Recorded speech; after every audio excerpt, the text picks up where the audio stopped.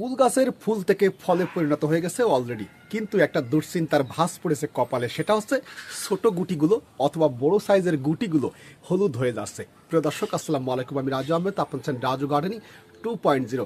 তাই কুল চাষের ক্ষেত্রে আমরা বিভিন্ন জাত রোপণ করে থাকি। বল সুন্দরী, ভারত সুন্দরী, সিডলেস, নারিকেল কুল এবং আরও বিভিন্ন নামে পাওয়া যায়। তা এই কুল গাছের এই মুহূর্তে বিশেষ করে যে সমস্যাটি দেখা যাচ্ছে, কুল হলুদ হয়ে যাচ্ছে। চলুন আজকে আমরা একটু জেনে নিই কিভাবে এই সমস্যার সমাধান করা যায়।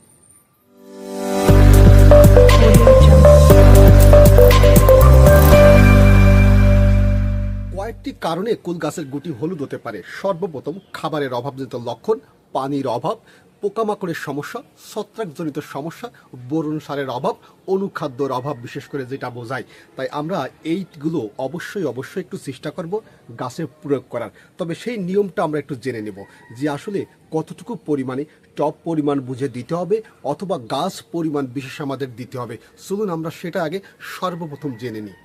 আমার পিছনে যে কুল গাছটি আপনারা দেখছেন, এটা হচ্ছে ভারত সুন্দরী। এর কালারটাও ভালো হয় এবং খেতেও ভালো, ফলনটাও কিন্তু ভালো, বিশেষ করে ভারত সুন্দরী যেটা বলা হয়। তাই এই কুল গাছের একটা কুলও ভালো করে খেয়াল করে দেখেন তো এটা হলুদ আছে কিনা। একটাও হলুদ নেই। তাই আমি কি ট্রিটমেন্ট করেছিলাম, কুল গাছে ফুল আসার আগে গাছের গোড়ায় খাবার দিতে হয়, পোকামাকড় দমন করতে হয়, সেই বিষয়ে আমার চ্যানেলে ভিডিও আছে। যদি আপনি না দেখে থাকেন সেক্ষেত্রে একটু দেখে নেবেন কুল গাছের পরিচর্যা সম্পর্কে বিশেষ করে। এবার আসেন, ফুল থেকে যখন ফলে পরিণত হয়েছে, ছোট্ট ছোট্ট মটর দানা হয়েছে, এখন আমি কি খাবার দিছিলাম সেটা একটু জেনে যান। এবং বিশেষ করে আনুমানিক হারে আমি কিছু জৈব সার দিয়েছি, আনুমানিক হারে কিছু জৈব সার দিয়েছিলাম। এবং জৈব সার না থাকলে যে কোনো কম্পোস্ট জাতীয় সার আপনাকে এই মুহূর্তে নিতে হবে। এবং এর ভিতরে 50 গ্রাম টিএসপি, যেটা ট্রিপল সুপার ফসফেট, অথবা ডিএপিও আপনি দিতে পারেন 50 গ্রাম পরিমাণ। এর ভিতরে বিশেষ করে 25 গ্রাম পরিমাণ বিশেষ করে জিপসামও আপনি দিতে পারেন, 25 গ্রাম জিপসাম। এবং বিশেষ করে যেটা দেবেন এমওপি মিরোপ অফ পটাশ, যেটা লাল পটাশ, অথবা এসওপি সালফেট অফ পটাশও আপনি দিতে পারেন। কতটুকু? 25 গ্রাম পরিমাণ। এই যে 4টি খাবার, বিশেষ করে যে সারটি, এটি একত্রে মিশাবেন, মিশিয়ে গাছের গোড়ার মাটিতে এই মুহূর্তে দিয়ে দিবেন। যদি আপনার ছোটো টব হয় সেক্ষেত্রে অর্ধেক পরিমাণ দিবেন। হাফ ড্রাম হলে বিশেষ করে আপনি যে কাজটি করবেন, যতটুকু পরিমাণে বললাম এতটুকুই দেওয়ার চেষ্টা করবেন। এবং বিশেষ করে যদি আপনি জমিতে লাগিয়ে থাকেন, এই পরিমাণ দিলেই কিন্তু যথেষ্ট একটা গাছের জন্য। তবে গাছের গোড়া থেকে একটু দূরত্বে দেওয়ার চেষ্টা করবেন, দিয়ে টপটিকে ভালোভাবে ভিজিয়ে দিবেন মাটিটা। এই কাজটা কিন্তু অবশ্যই আপনাকে করবেন এবং আমিও কিন্তু এই কাজটা করেছিলাম, যার কারণে কুল এখনও কিন্তু হলুদ হয়নি। এবার আসেন বিশেষ করে আপনার কি স্প্রে করেছিলাম সেটা আমি একটু জেনে নিই। কুল গাছে পোকার কারণে কুল নষ্ট হয়ে যেতে পারে, ছত্রাকের সমস্যার কারণে অনেক সময় কুল ক্ষতিগ্রস্ত হতে পারে। তাই আপনি যে কাজটি করবেন, কুল গাছে বিশেষ করে একটা ছত্রাকনাশক আর একটা কীটনাশক প্রয়োগ করে দিবেন। কতদিন অন্তর? 10 থেকে 12 দিন অন্তর, আপনার ফল পাকা পর্যন্ত। এটা কিন্তু অবশ্যই আপনাকে স্প্রে করে যেতে হবে। কোন ধরনের ছত্রাকনাশক? যেমন কার্বন ডাইজিম গ্রুপের ছত্রাকনাশক হতে পারে ম্যানকোজেব গ্রুপের ছত্রাকনাশক। 1 লিটার পানিতে শুধুমাত্র 2 গ্রাম হারে, 1 লিটার পানিতে মাত্র 2 গ্রাম নেবেন। আর এর ভিতরে বিশেষ করে যে কীটনাশকটি নেবেন সেটা হচ্ছে সাইপারম্যাথিন গ্রুপের যে কোনো কীটনাশক। ভালো একটা কোম্পানি দেখে অবশ্যই নেবেন সাইপারম্যাথিন গ্রুপের কীটনাশক। স্প্রে করলে বিভিন্ন পোকামাকড় ভালোভাবে কিন্তু দমন হয়। তাই ভালো একটা কোম্পানি দেখে কিনবেন। 1 লিটার পানিতে শুধুমাত্র 2 মিলি হারে এই দুইটা একত্রে মিশিয়ে 10 থেকে 12 দিন অন্তর ফল পাকা পর্যন্ত আপনি স্প্রে করে যাবেন। সেক্ষেত্রে ছত্রাকের যে সমস্যা এবং পোকামাকড়ের যে সমস্যা, আপনার কুল নষ্ট হয়ে যায়, সেটা কিন্তু ইনশাল্লাহ হবে না। তাই ছত্রাকনাশক এবং কীটনাশক স্প্রে করার 3 দিন পর ভালো করে খেয়াল করেন, ছত্রাকনাশক আর কীটনাশক স্প্রে করার 3 দিন পর আপনাকে যে কাজটি করতে হবে, আর একটা স্প্রে করতে হবে। কি দিয়ে? যেমন দেখেন জিঙ্ক, সিলেটেড জিঙ্ক আপনারা অনেকেই চেনেন, এটা দানাও পাওয়া যায়, পাউডারও পাওয়া যায়। তা এই বিষয়ে আপনাদের অনেক ধারণা আছে, জিঙ্কটা আপনারা অনেকেই চেনেন। তাই এই জিঙ্ক 1 লিটার পানিতে 1 গ্রাম, 1 লিটার পানিতে 1 গ্রাম। আর এর সাথে বোরন নিতে হবে।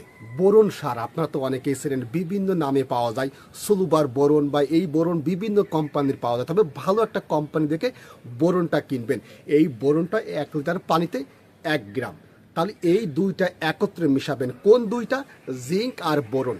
এই দুইটা একত্রে মিশিয়ে বিশেষ করে আপনি স্প্রে করে দিবেন 10 থেকে 15 দিন অন্তর অন্তর। বুঝতে পারছেন? তাহলে আমি কি বলেছি, সর্বপ্রথম ছত্রাকনাশক আর একটা কীটনাশক স্প্রে করে দিয়ে যাবেন। স্প্রে করার 3 দিন পর জিঙ্ক আর বোরনটা স্প্রে করে দিবেন। তাহলে এই নিয়মে যদি পর্যায়ক্রমে 10 থেকে 12 দিন অন্তর অন্তর আপনি যদি বিশেষ করে এই স্প্রেটা করে যান, সেক্ষেত্রে এই যে কুল হলুদ হয়ে যাওয়া, কুলের গায়ে স্পটে যে কালো কালো, এটা কিন্তু পড়বে না। এবং বিভিন্ন পোকামাকড়ের যে সমস্যা, সে সমস্যা কিন্তু ইনশাল্লাহ কুলে আসবে না। আরও কুলের সাইজ ভালো হবে, কালার ভালো হবে, কুলটাও কিন্তু বড় হবে। তো এই বিষয়গুলো খেয়াল রেখে আপনাকে কুলের পরিচর্যা করতে হবে। তবে অনেকেই জিজ্ঞেস করতে পারেন, ভাই এখানে ভিটামিন স্প্রে করা যাবে? হ্যাঁ, ভিটামিন স্প্রে করা যাবে। অনুখাদ্য স্প্রে করা যাবে? হ্যাঁ, অনুখাদ্যটাও স্প্রে করা যাবে। তবে কিছু নিয়ম আছে, নিয়মটা একটু বলে দিই। যেমন ভিটামিন যদি স্প্রে করতে চান, ফ্লোরা আছে, মিরাকুলান আছে, প্লানাফিক্স আছে, অথবা লিটুসেন আছে। এই জাতীয় পিজি আর ভিটামিনগুলো আপনি প্রতি 20 দিন অন্তর একবার করে স্প্রে করে যেতে পারবেন ফল পাকা পর্যন্ত। 1 লিটার পানিতে 1 গ্রাম হারে আপনি স্প্রে করে যাবেন, কোনো সমস্যা নেই। এবং বিশেষ করে এবার আসেন অনুখাদ্যর বিষয়টা। হ্যাঁ, অনুখাদ্য আপনি স্প্রে করতে পারবেন প্রতি 1 মাস অন্তর 1 লিটার পানিতে 1 গ্রাম হারে। আপনি কতটুকু ব্যবহার করবেন? 1 লিটার পানিতে 1 গ্রাম, ফল পাকা পর্যন্ত অনুখাদ্য আপনি দিতে পারবেন, কোনো সমস্যা নেই। তবে এমন অনুখাদ্য আপনাকে নিতে হবে যা অনুখাদ্যের ভিতরে 7 থেকে 8টি উপাদান আছে, যেটা কপার আছে, ম্যাগনেসিয়াম আছে, ক্যালসিয়াম আছে, পটাশিয়াম আছে, এবং বিশেষ করে এরকম 7 থেকে 8টি উপাদান আছে। যেমন মোবোমিন, ভালো করে খেয়াল করেন, মোবোমিন এর ভিতরে 7 থেকে 8টি উপাদান পাওয়া যায়। তা এই মোবোমিনটা খুবই কিন্তু ভালো গাছের জন্য। বিশেষ করে আরও বিশেষ করে অনুখাদ্য আছে, সেটা হচ্ছে এগ্রোমিন ম্যাক্স, এটাও আপনি প্রয়োগ করতে পারেন। তাই প্রতি 1 মাস অন্তর এরকমভাবে যদি পর্যায়ক্রমে আপনি স্প্রে করতে পারেন, সেক্ষেত্রে আপনার কুলের ফলনটা 100% দ্বিগুণ হারে হবে। কুল এই যে হলুদ হয়ে যাওয়ার যে সমস্যাটি, এটি কিন্তু আর থাকবে না। তবে অবশ্যই অবশ্যই গাছের গোড়ার মাটিতে স্বাভাবিক কায়দায় আপনাকে সবসময় পানি দিয়ে যেতে হবে, সকালবেলা অথবা যে কোনো একটা টাইম বিকেলবেলা। এই বিষয়গুলো খেয়াল রেখে কুলের পরিচর্যা করে যান, আল্লাহর রহমতে সফলতা অর্জন করতে পারবেন। তাই কুল গাছের গুটি হলুদ হয়ে যাওয়া এবং অন্যান্য পরিচর্যা কিভাবে করতে হবে, সম্পূর্ণ বিষয়গুলো স্টেপ বাই স্টেপ আমি জানিয়ে দিছি। তাই আমি কি পরিচর্যা করি, সম্পূর্ণ বিষয়টা আপনাদের মাঝে শেয়ার করছি। তাই আপনিও চেষ্টা করুন অন্তত এই নিয়মে পরিচর্যা করে যান, আল্লাহর অশেষ সহায়তা, দেখবেন আপনার কুল গাছের ভালো ফলন পাবেন। তাই যে সমস্ত ভাই এবং বোনেরা আমার ভিডিওটি সম্পূর্ণ দেখেছেন, দেখার পর যদি বুঝতে না পারেন, সেক্ষেত্রে কমেন্ট বক্সগুলো আছে, অবশ্যই একটু কমেন্টে লিখে জানাবেন। তাহলে সকলে ভালো থাকেন, কথা হবে আগামী পর্বে অন্য কোনো বিষয় নিয়ে। আসসালামু আলাইকুম।